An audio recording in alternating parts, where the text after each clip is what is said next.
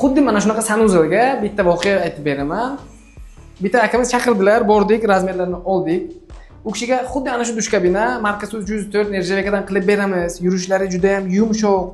Aka, siz gastnitsa quryapsiz, buni chidamliligi undan ancha baquvvat deb maslahat berganimizda, o'rtaga nimadir bo'lgan, borib ko'rsak, dush kabinalar o'rnatilgan, boshqa kishi o'rnatgan, uni 10 talik kalyon oyna bilan qilgan. Gapirasizga unaqa oyna qo'ysangiz agar, qo'ygandan keyin osilib qoladi. Chunki og'ir bo'lgani uchun yuk mana bu past tepadagi turbasiga tushib osilib qoladi. Yana uni ruchkalari bo'lmaydi agar o'ntalik qilsangiz agar.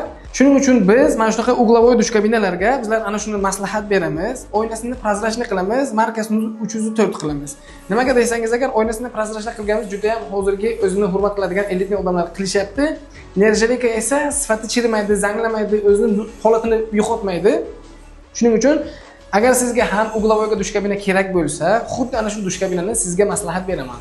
Chunki bunaqa dush kabinalarning umri uzoq bo'ladi, yana sifatli, yana eng zo'rida bo'ladi. Agar sizga shunaqa dush kabinalar kerak bo'lsa, astagi nomerlarga aloqaga chiqing, sizga sifat yana ishonchli qilib beramiz.